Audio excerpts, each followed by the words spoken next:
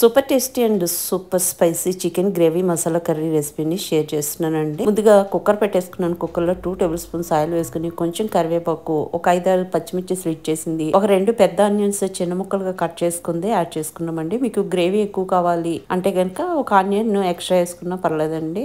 కొంచెం పసుపు వేసుకున్నాము, రుచికి సరిపడా సాల్ట్ వేసేసుకుని మొత్తం అంతా మిక్స్ చేసుకుంటూ దీన్ని ఒక 50% వరకు ఫ్రై అవనిస్తామండి. కొంచెం అట్లా వేగుతూ ఉన్న క్రమంలో దీంట్లో ఫ్రెష్ గా గ్రైండ్ చేసుకున్నటువంటి ఒక టేబుల్ స్పూన్ నిండా అల్లం వెల్లుల్లి పేస్ట్ యాడ్ చేస్తాం. యాడ్ చేసుకున్న తర్వాత మొత్తం అంతా మిక్స్ చేసుకుని అల్లం వెల్లుల్లి పేస్ట్ ని కూడా చక్కగా వేగనిస్తామండి. ఒక నిమిషం మూత పెట్టి వేపుకుంటే చక్కగా మగ్గిపోతుందండి. ఇప్పుడు చికెన్ ని యాడ్ చేసేస్తాం అనమాట. మార్కెట్ నుంచి తెచ్చుకున్న చికెన్ లో పసుపు, ఉప్పు, నిమ్మరసం వేసుకుని రబ్ చేసి ఒక 5 మినిట్స్ వదిలేసి తర్వాత వాటర్ తో ఒక 4-5 సార్లు వాష్ చేసామనుకోండి అసలు నీసు స్మెల్ అలాంటిది ఏమి ఉండదండి. చాలా ఫ్రెష్ గా ఉంటుంది అనమాట ఫామ్ గా. నేను ఈ రెసిపీకి 1 కేజీ వరకు చికెన్ ని తీసుకున్నానండి. చికెన్ యాడ్ చేసిన తర్వాత దీంట్లో మనం వరుసగా డ్రై మసాలాలన్నీ యాడ్ చేసేసుకుంటామండి. నేను ఇక్కడ కారం యాడ్ చేస్తున్నాను 2 టీ స్పూన్ల నిండా. యాడ్ చేసుకున్న తర్వాత 1.5 టీ స్పూన్ వచ్చేసి ధనియాల పొడి యాడ్ చేస్తున్నానండి. తర్వాత 1.5 టేబుల్ స్పూన్ వచ్చేసి చికెన్ మసాలా పౌడర్ లేదా గరం మసాలా పౌడర్ అన్ని యాడ్ చేసుకోవచ్చు. యాడ్ చేసిన తర్వాత కొంచెం పుదీనా,